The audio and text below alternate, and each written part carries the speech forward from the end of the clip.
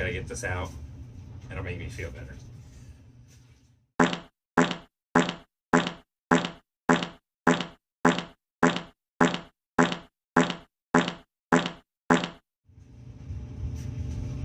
Piece of shit. Give me another shot and I'll be bulletproof. A couple more just to get over you. Roll up another joint and let's get on the roof. I feel like that's the only way that I get close to you. Hey, what's up, YouTube? Hope you're all happy, healthy, and safe. Hope you're doing okay. What?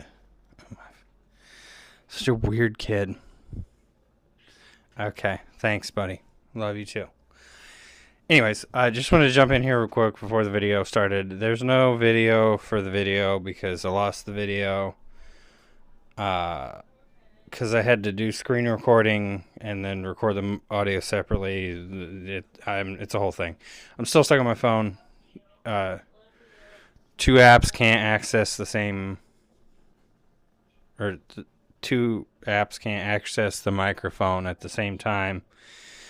So I had to screen record and then use a bot to record the audio. So I have the audio saved, but I saved the video, ended up deleting it off my phone. What I thought ended up being deleting off everything, so I had no video backup. I only had audio. So I hope you enjoy the interview. I'm still working on getting this all situated and squared away and everything. It's being really annoying. Yeah, that's it. I'm gonna get out of here. I'm sure that the next interview there's like a 10% chance that it won't be screwed up. Probably.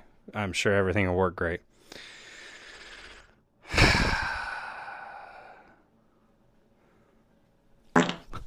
Hey, what's up, YouTube?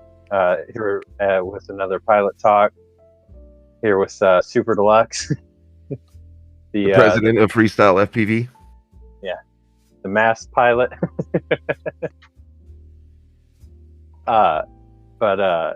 Yeah, it's nice of you to come and sit with me and chat, and it's my pleasure. Yeah. Good morning. Afternoon, evening, whatever it is for whoever. Yeah, it's 1 p.m. is my morning now. I stayed up extra late. I was playing video games with Bog Grinder last night. Yeah, I was watching. I was watching at work. Yeah, it was fun. We just kept playing after we stopped streaming too. So yeah, it was fun. I thought it was funny that he's like, oh, I'm gonna play till like 10:30, and he's like, I'll just play till 11. We'll just do one more. One more raid. That always happens. I'll be like, oh, well, you got to give me that thing back, though. You can't just leave now, you know? Yeah. Keep convincing him to play longer. It's fun. Yeah. Like, oh, we almost got the thing, though. Or we could get that really fancy thing the next time. Yeah, we didn't even use the key that time. We have to go back and use the key, bro. You can't leave now. That's funny. I remember those days when I was younger. I gamed a lot. Yeah. Man, today it's even better. The games nowadays are so good. They're so addicting. Yeah. They're all just so amazing. Yeah. The lighting is so good. The gameplay is so good. Yeah, I am kind of algorithms. I don't get as much gaming time as I used to, but you know. Yeah. Life happens and stuff. Maybe someday down the road. Totally. I'll see you online. Yeah. So, where'd you get your pilot name and logo from? Well, I got the name from one of my friends who just always called me SuprDlux because I would never buy like the normal version of stuff. I always had to buy like the upgraded version of stuff that had like, the nicer trim or whatever. Yeah. So he just kept calling me SuprDlux, so it just stuck eventually. And then I was really big into skateboarding when I was younger, so I just stole the Supreme logo. Okay, that's pretty much it. Yeah, I did. And, I kind of assumed that it's just very iconic logo. It was a well thought out logo by this lady that studies logos, and she made them a logo, and then I just jacked it and made it my own. Proper punk flying, Yeah. Yeah, stealing corporate entities' logos, redoing them for your own purpose. They make enough money. They don't need to worry about it. Yeah, for real.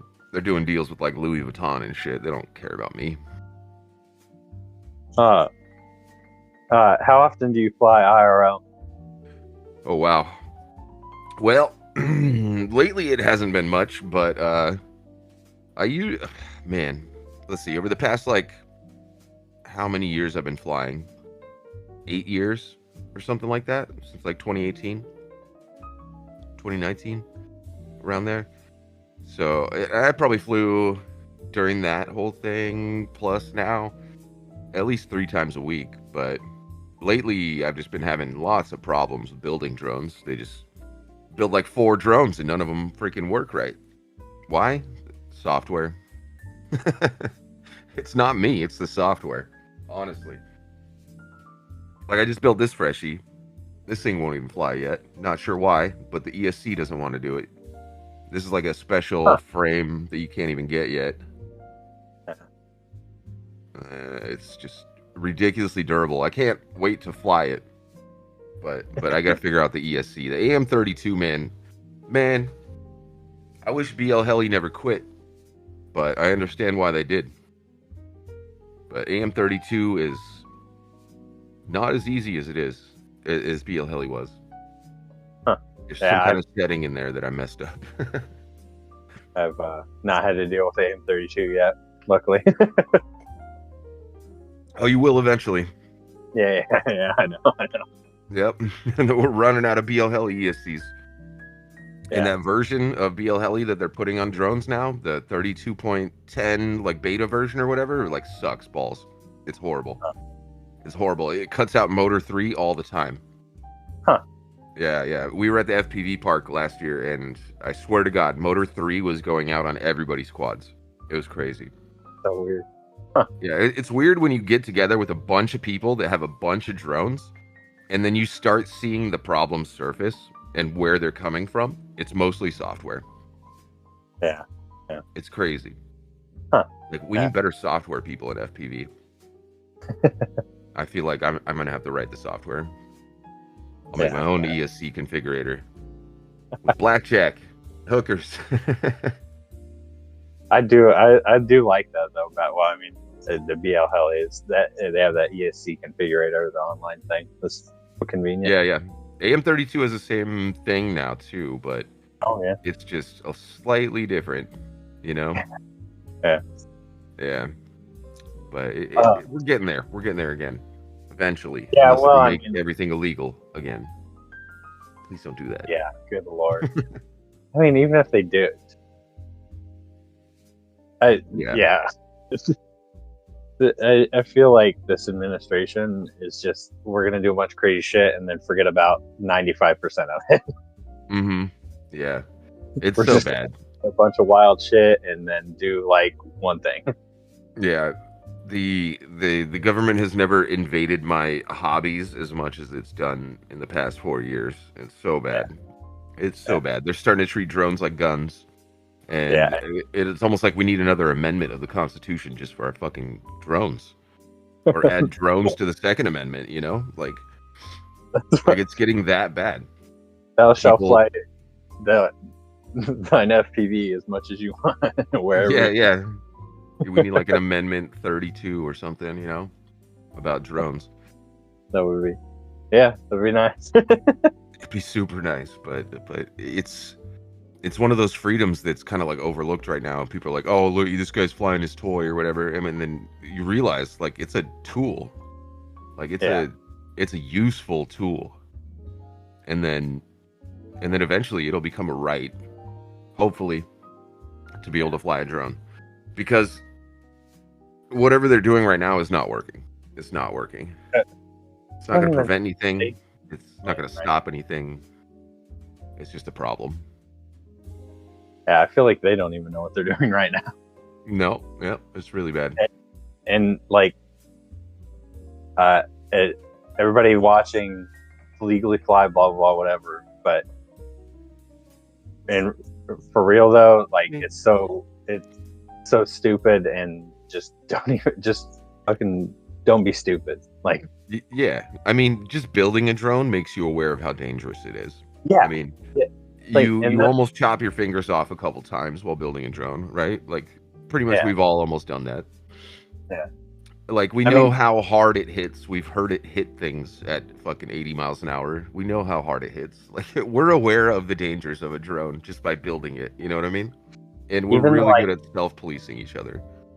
yeah, and I mean, even like the ready to fly stuff. Mhm. Even if you buy one of those, you're still not going to be able to be dangerous with it because you're going to take off and crash into the ground in 3 seconds. No one Yeah. picks up a radio and flies a drone first time and doesn't crash within the first 5 seconds. That's a great point. That's what we call the barrier to entry, and the Yeah, barrier to entry to FPV is a strong curve because you have to know like, how to like solder, you have to know how to do electronics, you have to know radio yeah, frequencies. You gotta be a hobbyist in the first place to even want to fly. You yeah. know, you gotta figure everything out on your own. I mean, I learned everything about FPV off of YouTube. Like that's how Yeah. I absorbed all the initial information. It's even Oh, harder now because there's so much misinformation out there. I could only imagine trying to learn now. yeah. It's.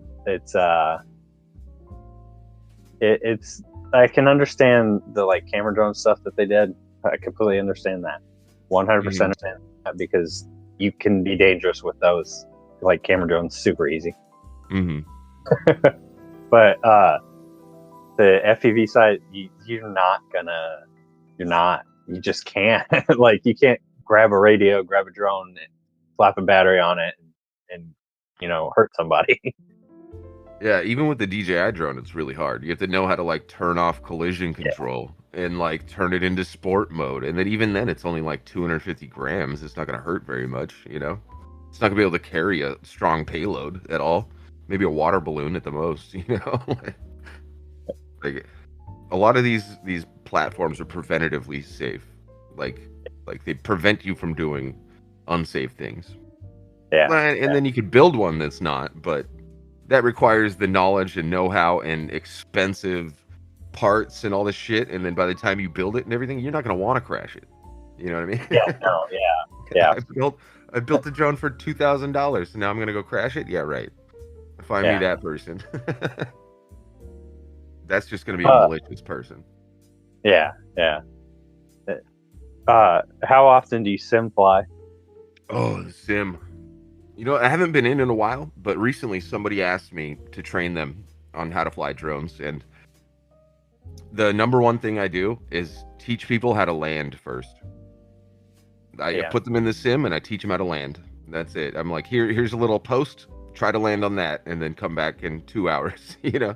Yeah. So, I mean, when's the last time I flew the sim? Was probably live on stream, and I was flying FPV Logic just to check it out.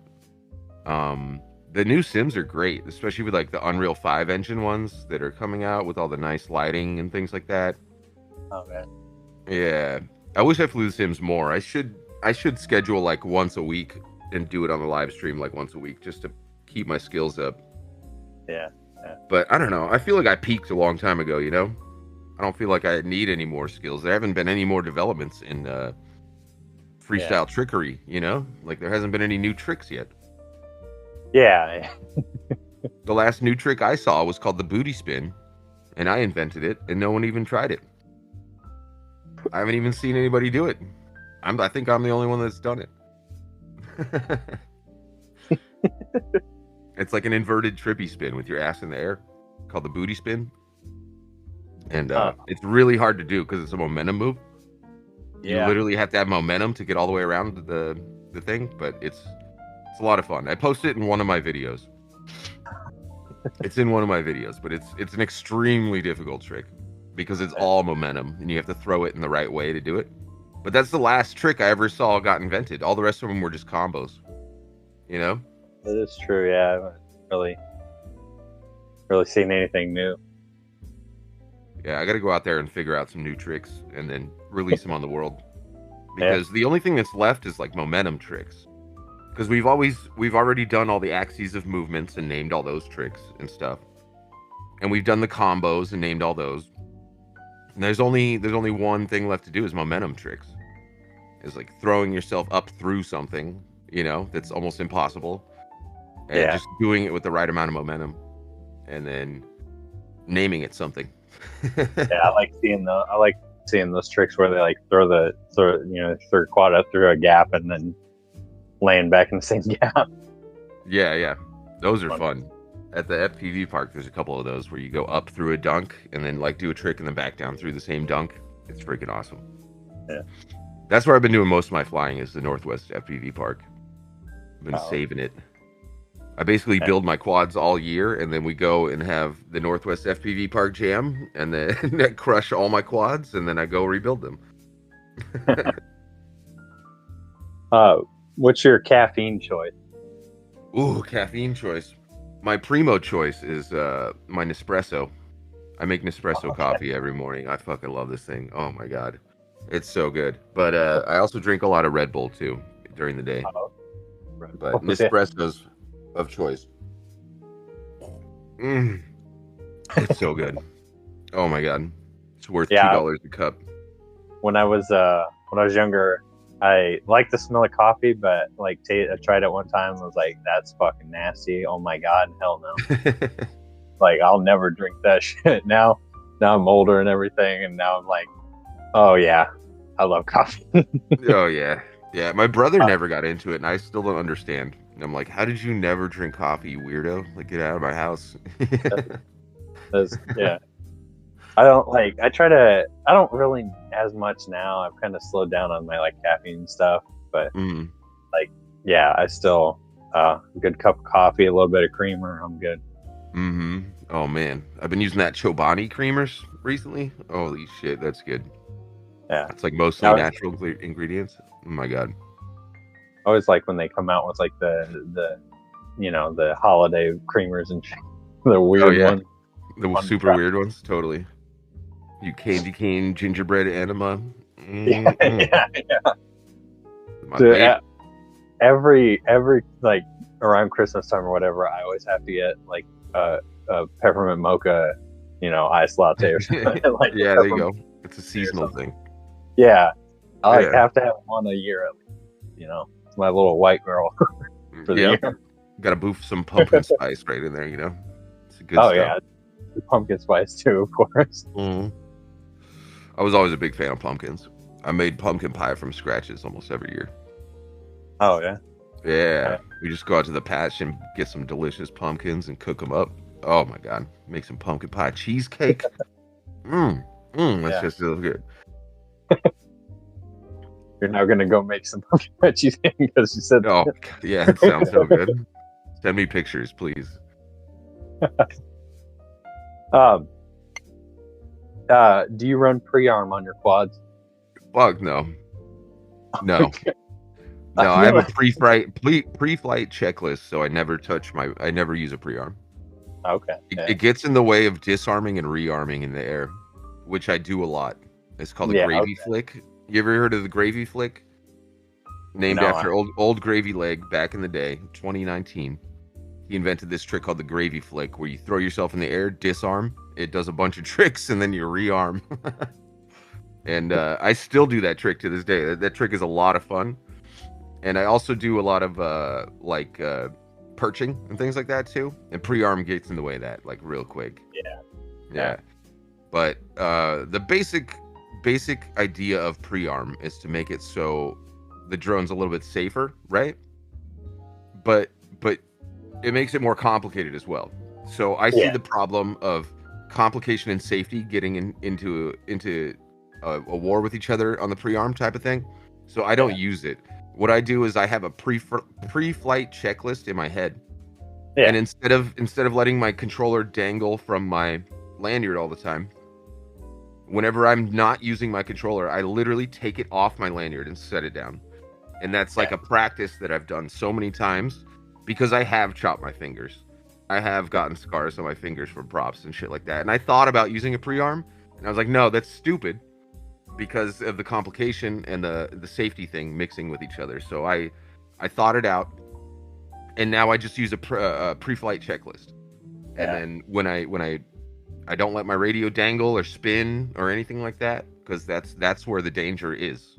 Yeah. You know, you could accidentally hit your pre-arm and your arm just from your radio dangling and catching your shirt and shit like that. So I just prevent that entirely just by taking my radio off, setting it down. Well, I think there's a setting in Betaflight that you can set where you have to have your throttle at 0, right? Yeah, or is that by default? No, something? that's on all of them too. Yeah, Kiss even does that Yeah. as well. You can actually, Right. instead of using a pre-arm, just put your throttle to the top. Yeah, Just put your yeah, I throttle know all the that. way up, and that's your pre-arm. Like, A lot of people I do that a lot. I definitely do that a lot. Yeah, when I early on, I saw Reddit, fucking YouTube videos, and everybody's like, "Oh, you gotta run pre-arm, it's safe and everything." And I did. I just put it on mine because it was still like new pilot. And I was like, sure, whatever. And it's just become like a habit now that I don't even like think about it. Yeah. But yeah, The couple of my friends have pre-arms too, and just watching them do their radio combos just to arm and rearm and arm and turtle and shit like that, I'm like, no way, bro, no way. I'm putting that muscle memory bullshit in my head right there because that's gonna mess me up in some other shit too. You know, I have a lot of different muscle memories that I've collected over the years, and a lot of them are to video games and shit too. And if my muscle memory gets like, if I'm learning new muscle memories, and then I go like play a video game or do some dexterity hobby that I'm already working on, like throwing cards or something like that, it will mess up my old motor skills. And then I'll have to either stop learning the new motor skills, or I'll have to like hone down my other motor skills and like in my brain separate them. It's difficult. You only got so much storage, and you gotta exactly save. Yeah, and the way your brain works about muscle memory too is you're not really consciously thinking about it. Yeah, like it's completely subconscious. Like your muscle memory just happens. It just goes. It just does it. So like you have to consciously separate them in your head so that they split neurons. I don't know. I study like brain stuff too. So it's kind of like the way learning works is that you have to consciously separate things like in your head, and that will split your neuron, and it'll connect those two neurons but make them separate at the same time. It's really weird the way learning works, but yeah, the whole muscle memory thing. I have so many trained muscle memories that it's hard to obtain new ones without screwing up my old ones. So you kind of touched on this earlier, but how long have you been flying? Oh, wow. In my head, I've been flying since I was born. Like, I think I was born to be a space fighter pilot, and that job's just not available yet. You know? So I've been sitting around waiting for that job to become available. The closest thing to it is video games and FPV. So I've been flying in my head since I was born. I learned about FPV back in like 2016 when the Blackout Mini H came out, and I was poor back then. I was super poor. I was a lowly IT kid, just sitting there working at my desk, and it came across my feed. I was like, wow, this looks fun. This looks like a lot of fun. Bookmarked it, came back to it in 2018, started buying parts. So I've been flying since like 2018 now. Okay. Slowly learning. Yeah, learned everything from Bachreiner and Bardwell. Yeah, like straight up, just hit them up on the internet and be like, hey, my thing is doing this. What's up? Yeah. I enjoy that part of FPV too. Now that I've like learned stuff, and like I wouldn't say I'm fucking competent. I mean I'm somewhat competent. I usually figure things out when they're fucked up or what's going on and stuff. Yeah. But like it's pretty simple. That's the thing I like doing is like helping people get their shit working. Yeah, it's satisfying, even if it's not your rig, you know? Yeah, no, yeah.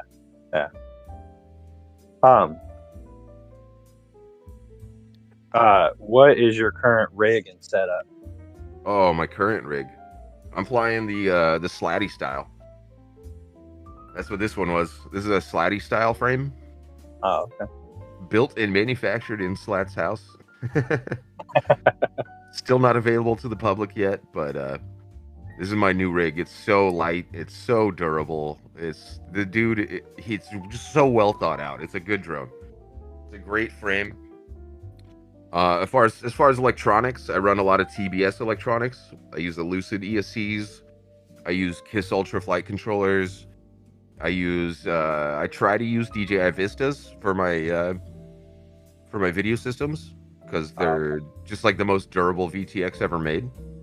Like I've seen them hit walls at 150 miles an hour and still survive. Like it's an amazing video rig. But yeah, I mean, what else have I been using? I've been using DJI's little tiny camera. What's that little tiny one? The Action 2.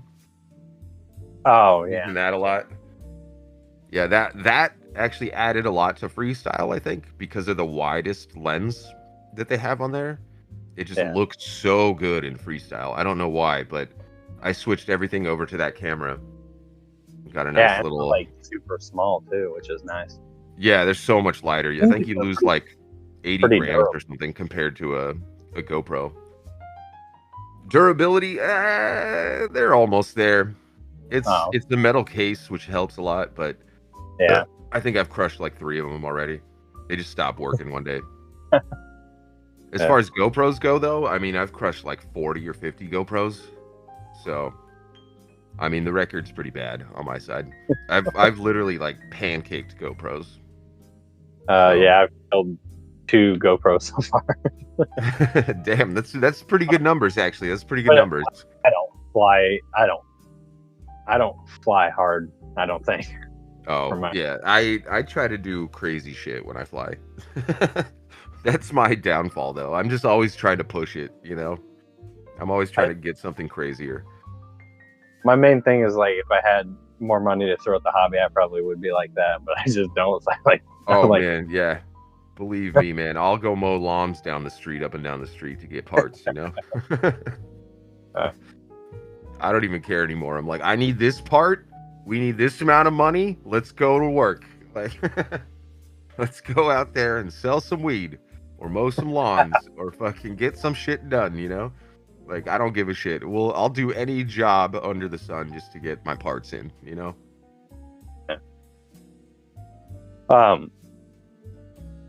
What radio do you run? Ooh, my radio right now is a TX16S Max, fully customized by me. I don't know if you've seen my Instagram, but I like to customize radios. So people from all over the world have sent me their radios, and I've done all kinds of custom paint jobs, custom doobly-doos on there, anodized parts, software, audio packs, shit like that. I love customizing radios. It's like one of my favorite parts of the hobby. Especially nowadays. Sorry, go ahead.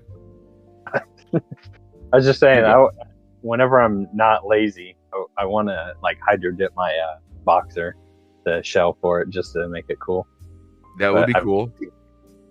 Hydro dipping the outside is very difficult too, because it'll scratch as well. So you got to like hydro dip the inside of it. If you can get a clear shell and hydro dip the inside and get it to go in there evenly, then you'll get something that will be it'll be like reverse, but it'll never scratch and it'll never tarnish. It'll be really cool. But I could probably like hydro dip it and then clear coat it, couldn't I? Probably, yeah, but it'll scratch off eventually. Because it's something that you use in your hands, you know. You got oils in your hands. You are rubbing, lots of rubbing and use, you know. You go look at like a subway handrail at the subway. Yeah. You'll see there's layers of paint on there, but on the top of the rail, it's completely smooth and metal, just because of everybody's fucking hands. But that's how a radio is too. It'll wear down eventually. Yeah, that's true. I didn't think of that. Yeah, that's why you do the reverse paint. You get the clear shell, and then you paint the inside of it. And you gotta think about it backwards, though. You gotta think about putting your first colors down, or your top colors down first, and then all the way down to your base coat at the very back. Which is really, it's hard to think about painting in reverse, but it's a lot of fun. And I've made a lot of cool radios over the years. Yeah. Shout out to like Billy Hackett, GFPV, fucking Risco, fucking. There's a bunch of pilots all over the world that have my radios. And if they don't have my radios, then they got stickers of me on their radios. Fun. I think this is how I got popular in the very beginning. Was that I just gave out free stickers. Oh yeah. Like, here, send me your address. I'll send you free stickers. And now my stickers are like all over the world. Yeah, It's that's kind of a cool. It's neat easy think way to about. do it. Yeah, I got friends all over the world in FPV now. It's kind of a cool. It's a neat thing about FPV is that the hobby is so tight, yet we're spread out so thin. Yeah. So you're saying you run DJI. Are you concerned about the DJI ban? Are you No, not at all? I got friends all over the world. They can order them and just send them right to me. Yeah, true. Okay. Yeah. I'm not super worried about it.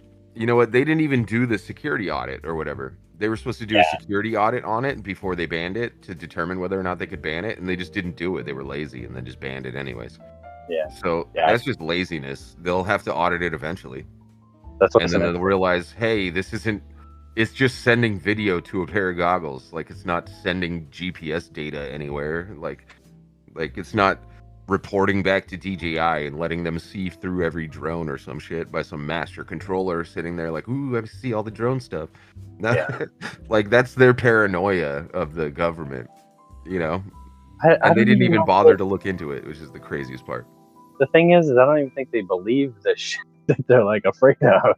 Yeah, it's just fear mongering. They're all just fear mongering, dividing us up so that we all are at war with each other, so it's easier to conquer us. It's a very old technique. It's called divide and conquer. Yeah. It was in Sun Tzu's Art of War back in the early days. It's just a technique that they've used for years, and it's just very obvious now. It's so obvious, and everybody's so much smarter now because of the internet, and they just see it all happening and just call them out on their bullshit.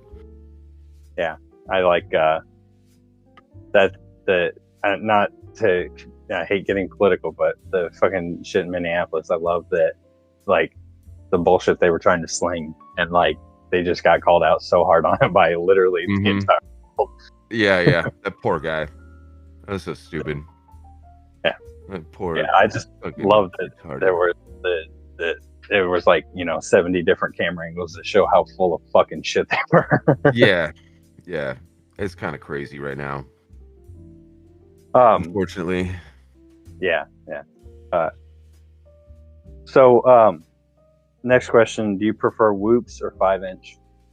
5-inch all day, but when we're down in LA or out in the city or some shit, we have to be flying whoops. We can't be flying 5 inches on the buildings, you know. So I've been doing a lot of whooping lately. In fact, I think Captain Kazi and Wes and I went out to like downtown LA and flew whoops out there and had a lot of fun. We were flying around cops and gang members and fucking all kinds of crazy shit down there. It was fun. It was a weird time, but we had a blast. When you guys go do that kind of stuff, is it typically just like good positive reaction or like no reactions? And most of the time it's positive. Most of the time it's positive. Like people are like, "Oh, cool," and then every once in a while you get somebody that walks up and like, "Hey, how can I get one of those?" or something like that. But I don't know. We were diving like 400-foot tall buildings, Yeah. Down into the mall and shit like that, and then power looping the mall and then orbiting cops and shit like that. I don't recommend it, but we didn't get in trouble. We were okay. Yeah. As long as we're not like running into people and doing stupid shit, like flying into a bank vault or something like that, or we didn't do any of that stuff. So like we were just you just having innocent fun. We were just out there having some innocent fun. Just fly safe, like we're all smart enough to do it safely. And oh man, it got shady in a couple spots because there was like these little gang members running around, like less than 18 little gang members running around beating up homeless people and shit. What the fuck? And like there was, I think somebody had to have employed these little gangster kids to go do that, because I don't know what the hell their problem was, but they were just running up and down the block like beating up homeless kids. And we were trying to fly at the same time, but we had to stand, like our pilot had to stand in the middle, and one of us had to stand on either side to watch his back and fucking keep an eye on the streets of shit that was going down, like because they were eyeballing our gear. They were like, we couldn't put our backpacks down. Like there was a whole bunch of like shady shit that was going down there that we had to like fly around, just to have a little bit of fun. So it was a difficult trip. It was a difficult mission, but we pulled it off. We had a lot of fun. Yeah. Like Kazi landed on the subway train, and then the subway train took off too. And now there's just a tiny whoop going around LA somewhere on the subway. Oh god, he lost it. Yeah, he totally lost it. You could see it pulling away in the goggles and everything. Everybody was like, "Oh no!" That's like my biggest fear. Like, because I've seen a bunch of people like land on cars, land on whatever, Mhm. they land on buses, and like Yeah. I'm like, yeah, that'd be so fun to do. And then like my instant thought is like my biggest fear is, oh man, there it goes away, and I get to watch it. Yep. That's exactly what happened. He couldn't even rearm. He was like stuck in the doorway or so. I can't even remember what he was stuck on. But yeah, it just dragged him away. He was just in a tunnel, and then the video cut out.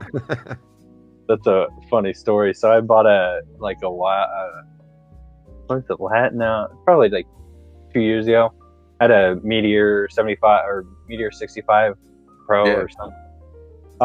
Was flying it around like locally around my little ass city, and I tried to power loop like the awning of a gas station. Okay. And got up top, hadn't given it enough oomph to get up over it. Ended up on the roof, and it was like, and I was like, oh shit. So I was like, okay, hold on. It's like, so I tried to like, turtle mode and like get it out, and I was like, oh fuck, it's stuck. I was like, oh, it's gone. And like, so the next day I was like, okay, I've got my like mini. I got a DJI Mini 2 that I bought. That was like my first like into drones thing. Yeah. Like I've used it before to recover signs. I have the Mini 2 as well. I love that thing. I use it for reconnaissance all the time. Yeah, and so I got that out, and I was like, I'll take it, go look and see where it's at. Maybe like I'll be able to pull it out or something, or like get it off or whatever. So I like took it out the next, flew up over it, like finally found it, and it was like wedged in one of the like girders on top of the awning, and I was no. Oh shit. Oh no, poor buddy. Like, well, the tiny whoop is stuck up there forever now. Yeah, I had a similar one in that same LA trip. I power looped like the mall. There was like this escalator area and a big crossover that went over it, and it's like 30 feet up in the air. And I did a big old power loop on it.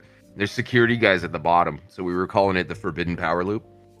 And I totally did it, and then I did the same thing. I came back up on the top upside down, and I hit a plant, and the plant stuck me right in the top of that 30-foot tall like beam.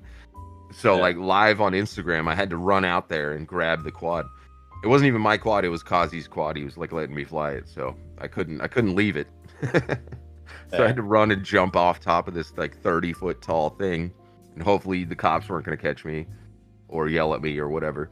But yeah, we successfully got it back. That was funny. A good quad recovery feels good. Yeah. I had one like really well. I got one stuck in like a really tall tree, and that one I ended up being able to like turtle mode / I got one of those the arborist bag things that you like throw up and like a line. I shook it out. But in the process of turtling that, I like fried the motor and one of the motors in the ESC because I was turtling it so much to try to get it out. Yeah, get that overheat. And then the other one, I got stuck on the roof of Walmart. Oh wow, not Walmart. No. I got that one. I got back with my Mini too. Like I recovered that one with like a hook and stuff. And saved that. I was like, oh god, that was amazing. It felt so good. Hell yeah. Yeah, the hook is hard to do too. Yeah. I mean, I have one somewhere on my wall. I have like a tri hook that I made out of a fucking clothes hanger. And I think that thing's rescued like 3 quads already. Yeah. It's just like a treble hook, like a fishing treble hook that I made out of a clothes hanger. Yeah. But yeah, those things are useful.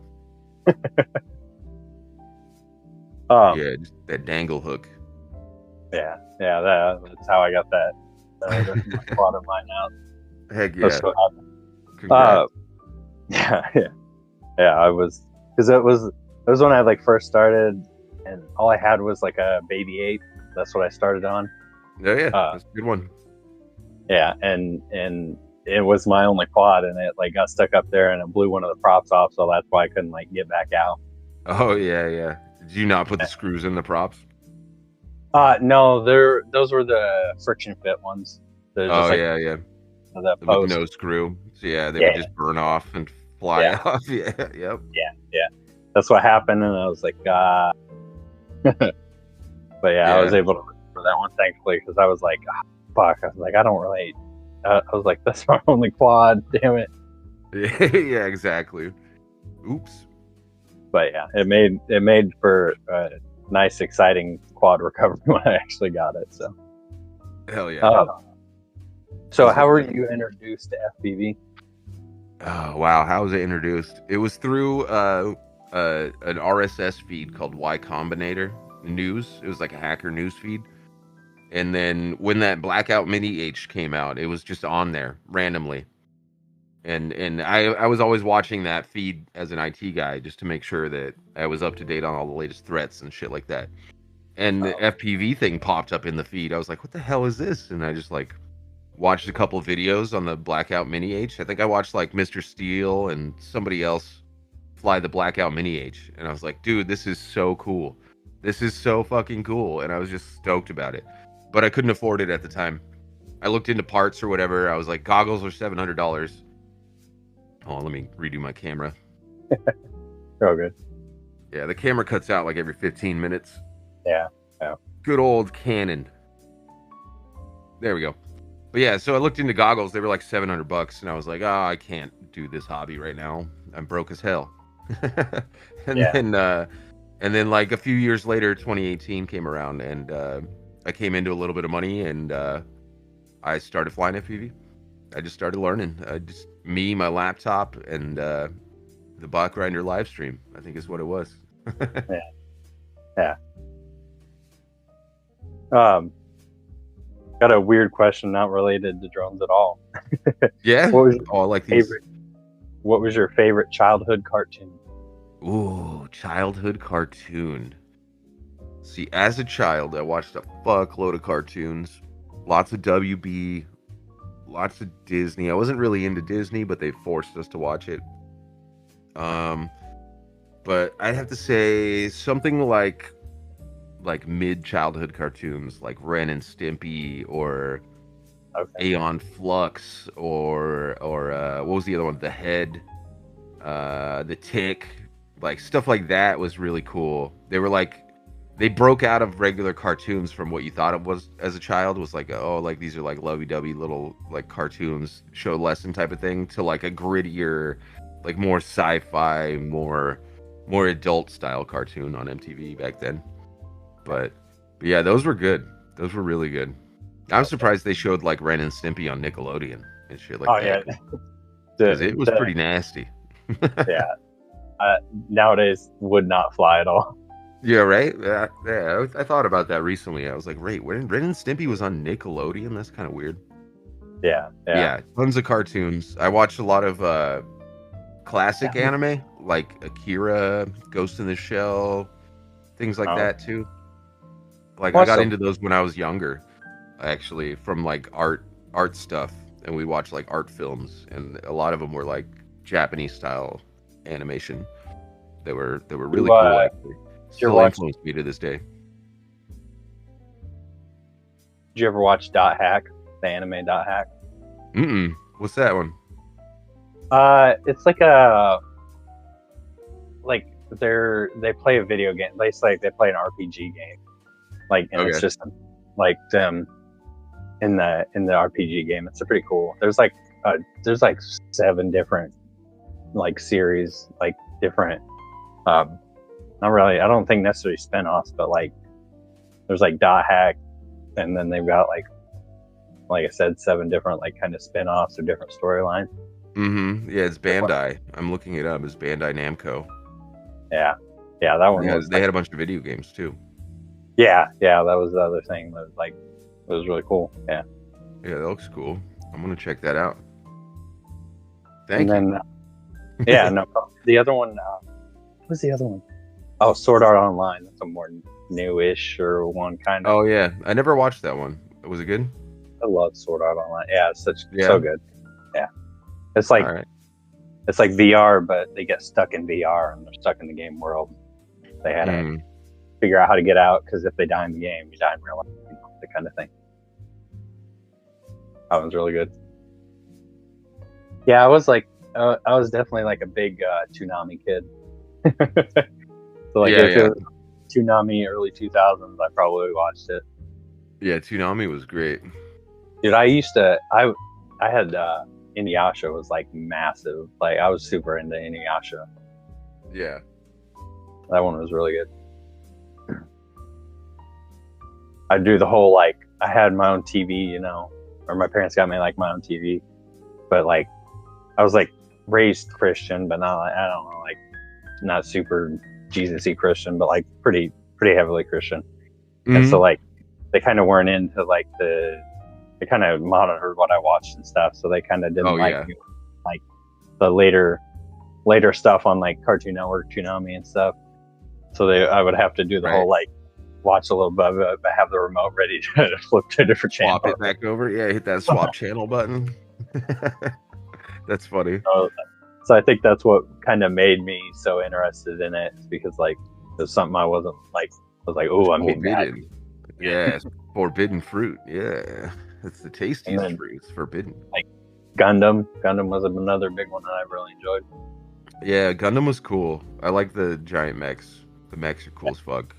And I've always wanted to make one of the models. I saw one recently. This is like a 7-Eleven themed Gundam, and I almost bought it. That's sick. That's cool. Yeah.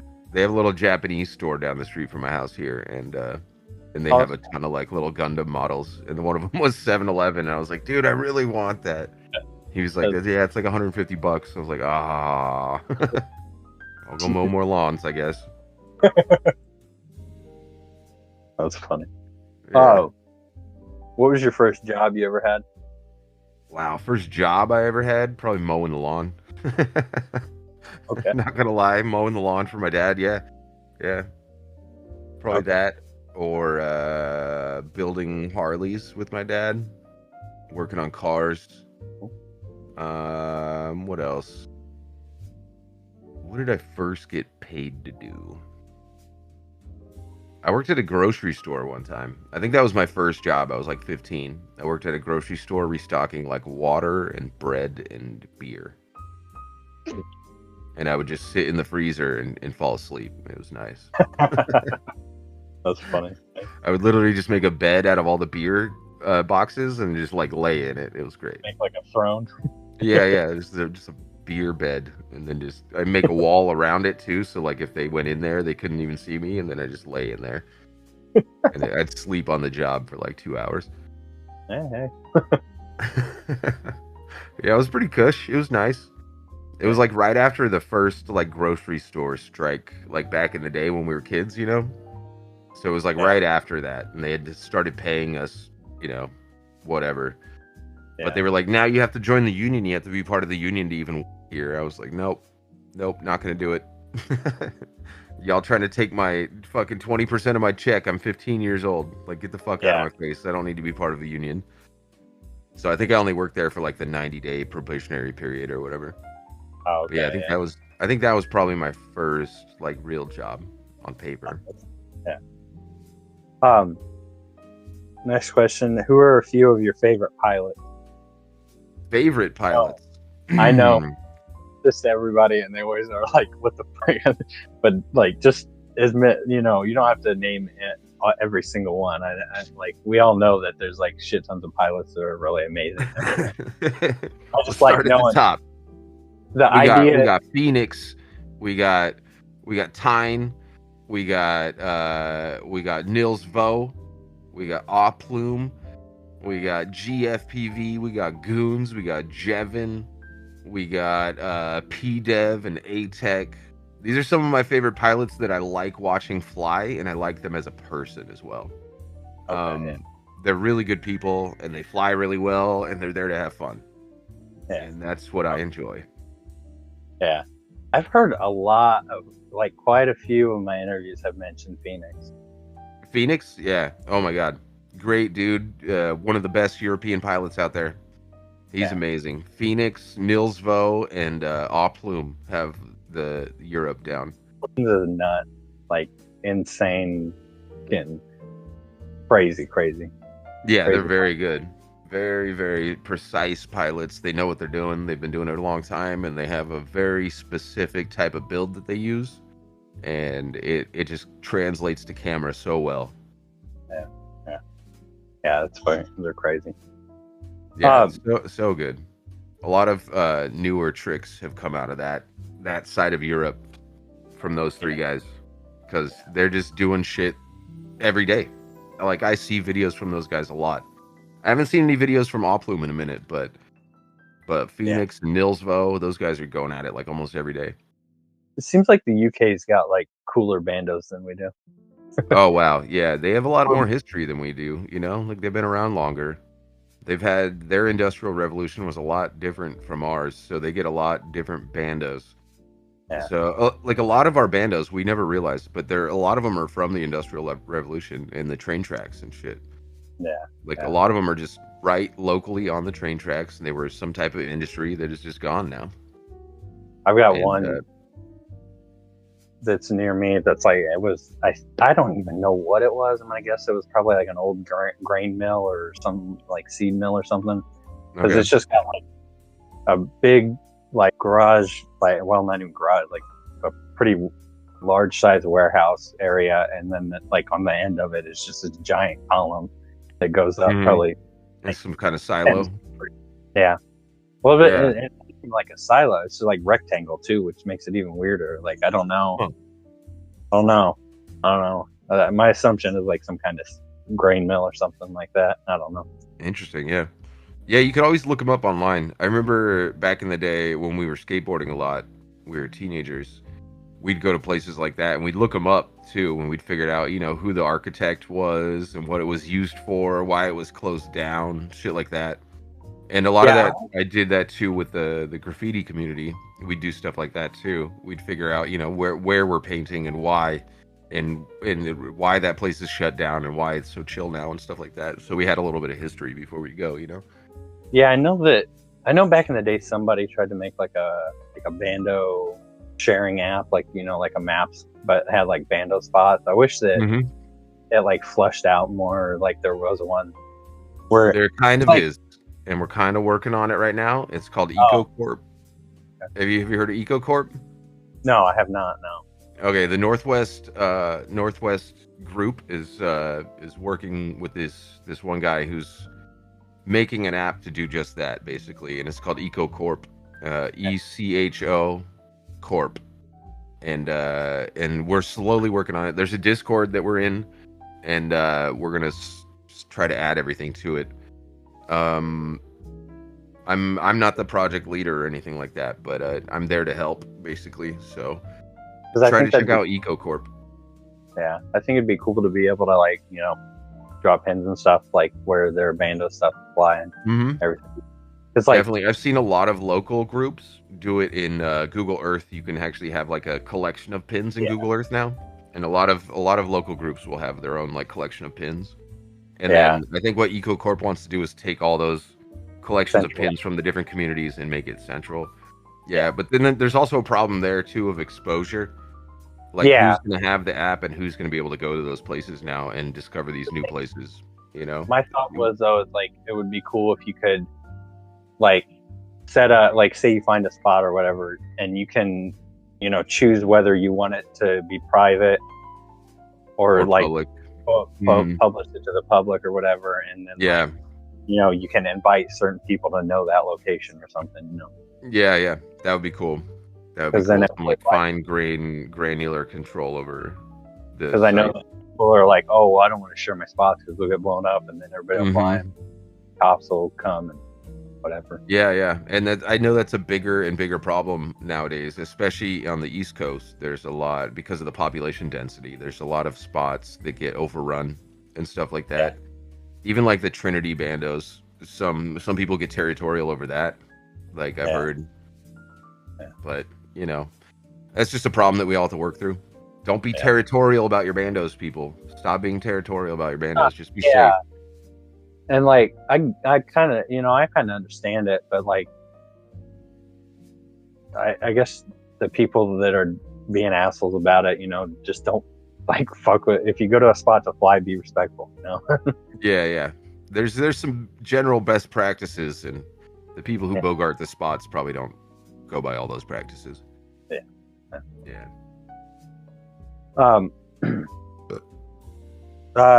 Next question. Who should I interview? Who do you think would be an interesting interview, or one you'd like to see?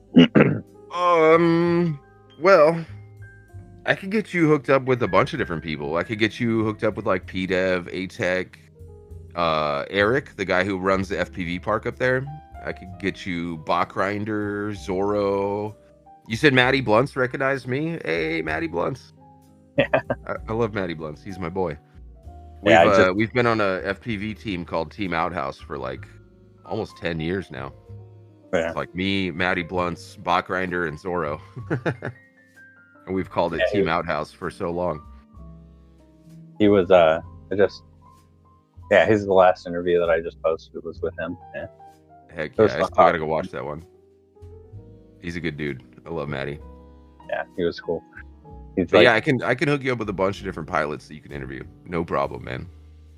Yeah. East Coast, West Coast. I could probably get a few of the Europe guys.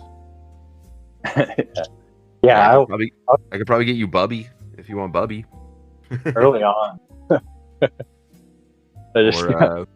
I could probably get you what's her name? The Bubby's mom, who is the president of Rotor Riot right now.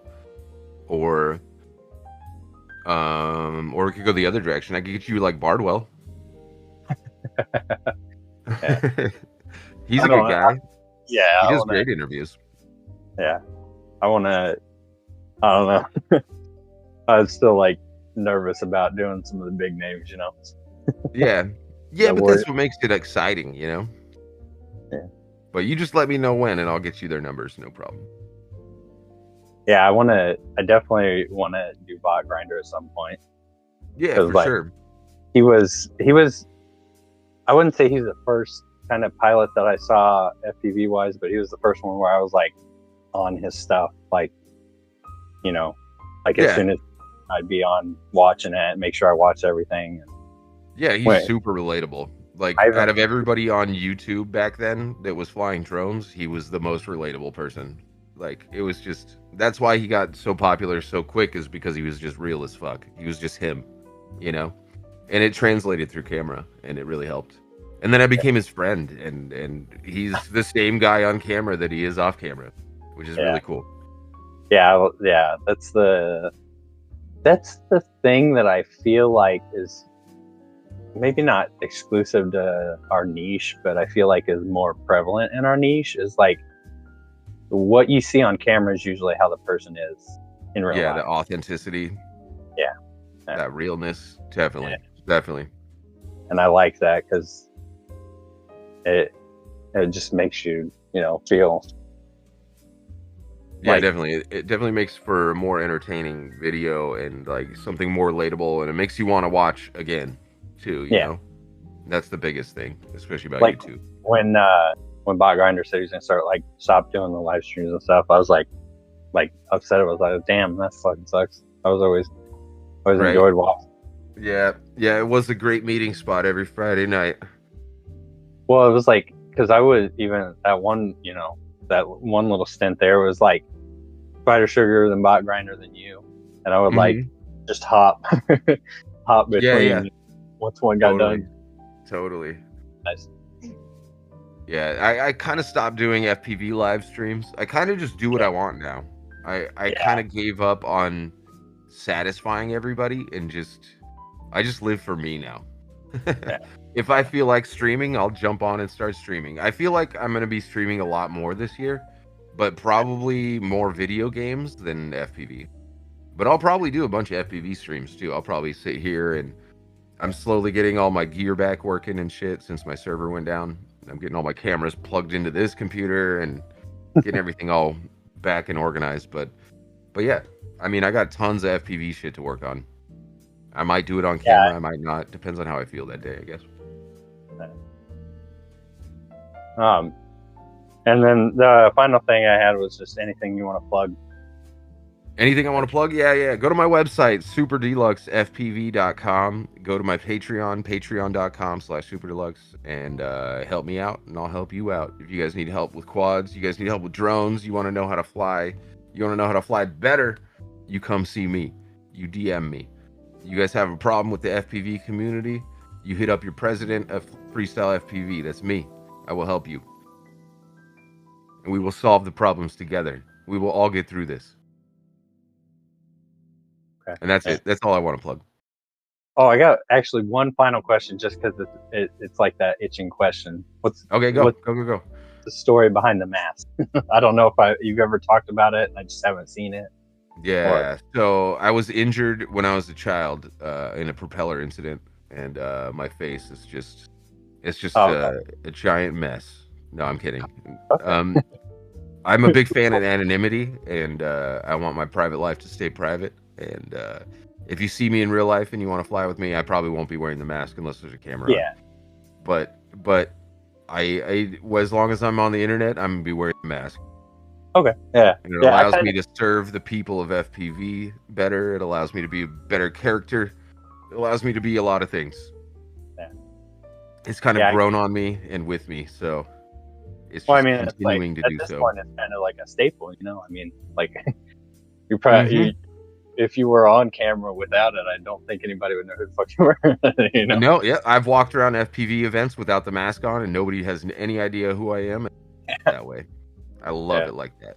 And then I put the mask on, and everybody goes, "What the fuck? Where have you been?" And I've been standing right next to you, dude. You didn't even know. Yeah. You know, people think they see me every day. Every day, people are like, "Some guy pulled up next to me and stared at me for a long time, and I thought it was you. Was it you?" I get messages like that all the time, which are a lot of fun. I just tell people, "Yeah, that was me. That was me." Make a fuck with them. I'm everywhere. I'm everywhere. I'm watching everything you all do. But for real though, I do watch everything everybody at FPV does, and I try to keep a wrangle on the whole industry and the people, my people, and I try to shepherd our hobby into the right direction. Yeah, that was a thing that, like, and I've said it before, is like the reason kind of that I wanted to do these interviews was just like, I feel like in our niche, there's not really like a dedicated interview channel or like person, you Not know? anymore, yeah. There used to be. I know that there's like live streams where they like, you know, people do their live streams and bring people on, stuff like that, but like just like a dedicated interview person. I know Fly Tribe does like their pilot stuff. Yeah. But like, I could get you an interview with Netcat too, over at Fly Tribe, or Billy, or any of those guys. Yeah, I'm about Fly Tribe.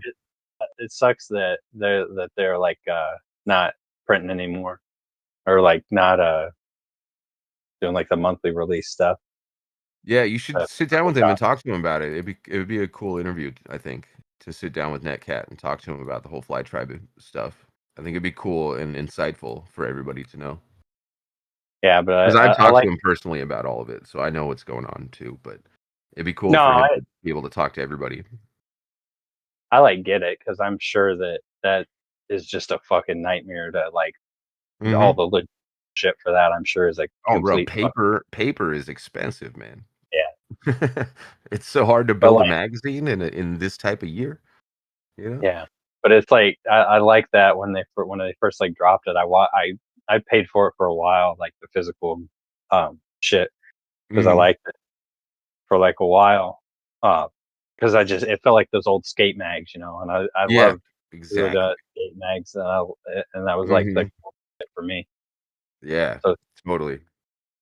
Yeah, I'm a big magazine fan too. I think I have like stacks and stacks of magazines in the other room from all my old subscriptions to magazines. Yeah. I haven't even read through them all yet. I'll get to them one day with all the rest of my comic books and magazines that I haven't read.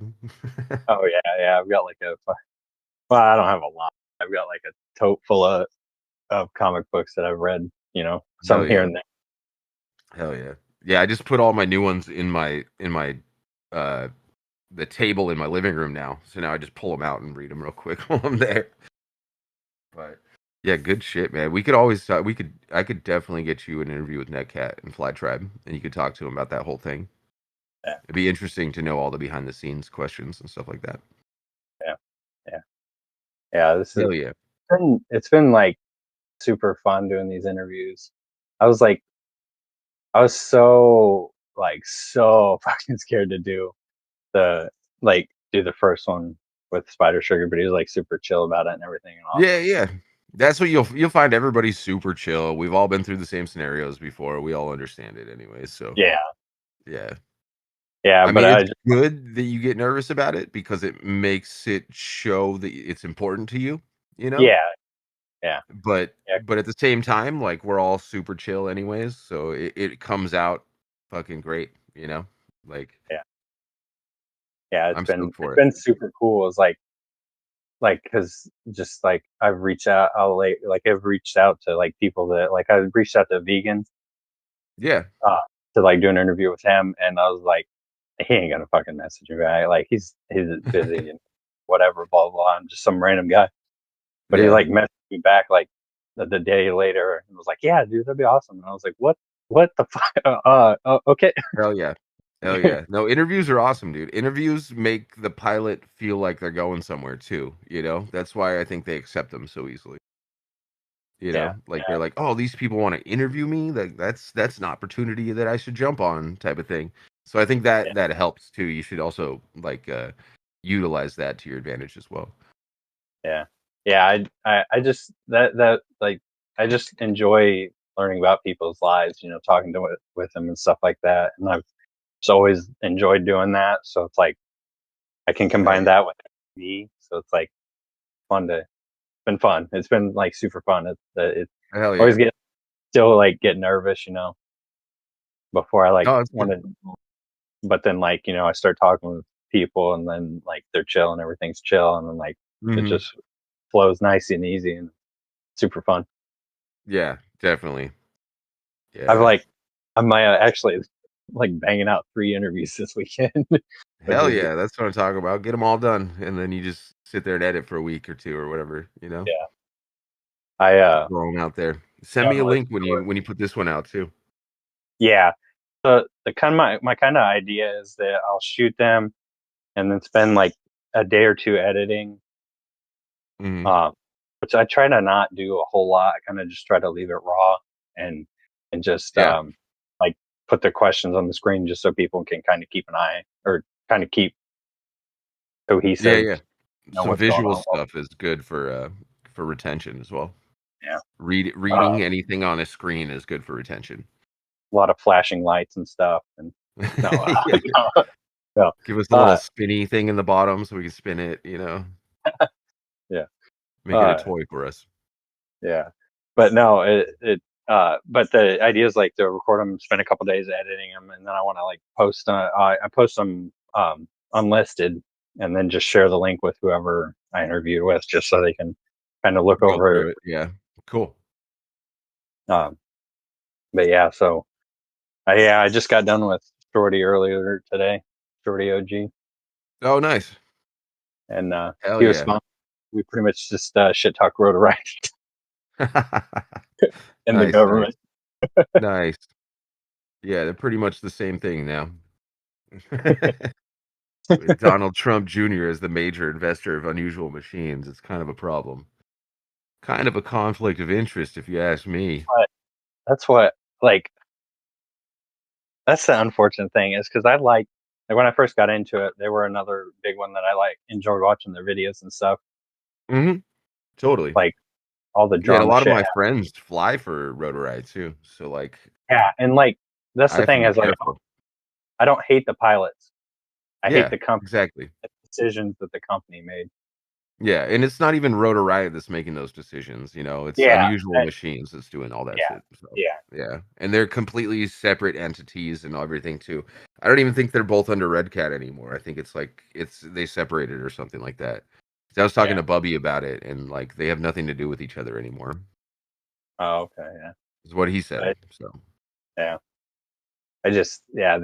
I feel like they fucked up and they handled it really poorly, and it kind of just left a sour taste in everybody's mouth for. yeah. Well, yeah. It doesn't matter what they do, people are gonna hate on them anyways. So it's like And I like, still love the people, you yeah, know. yeah, like PDevX and like a bunch of their pilots are good. They're freaking amazing pilots, 100%. Yeah. good at flying. Yeah, But like, ATech and PDev are like good friends of mine too. yeah, And yeah, they just get put in a difficult position, and it wasn't their fault. Nothing yeah, of yeah, like they didn't get to make any decisions. Like yeah, it sucks. It sucks, but what it is, what it is. We just keep going. We just keep yeah, flying. Keep fucking flying. Stay in the air. yeah, yeah. That was, yeah. It's unfortunate. Yeah, yeah. It'll all work out in the end, hopefully. Like a good George Lucas movie. That's funny. Uh, well, that's all I had, man. It was a pleasure sitting down with you and talking. I appreciate your time, Pleasure's all man. mine. Thank you. Thank you to everybody out there watching. We appreciate you. I salute every single one of you. You guys stay fly out there in the air, stay safe, and watch each other's backs. Help each other find your quads. Fucking stay up. Yeah, Stay up, homies. We got yeah. you. If you need No help, hit problem. me up in the DMs. Yep, there you go. Yeah. Hell yeah. Well, yep. I Oh, appreciate you, man. I'll see you around. I'll yeah, man. definitely for Happy interview. Friday. Oh, my camera goes out at the perfect time. Perfect ending. Yep. Every 15 minutes, my camera goes out. Good Beautiful. old Canon software. Oh, hell, This that's one's for funny. Canon. Hey, Canon. Fuck you. I'll make sure to tag them. Yeah, tag Canon, please. Yeah. Yeah. Tell them to fix their software. I wrote an angry email to them live on stream one time. It was great. Yeah. Yeah, like, dear Canon, fuck you. That's funny. Yeah. Anyways, hey, thanks for the interview, man. You have a fantastical Friday. I am gonna go to the liquor Yeah. store and buy some cigarettes. Enjoy your weekend, man. Yeah, you too, bro. Let me know how it goes. I'll be Yep. here. Yep. Bye. Okay, bye.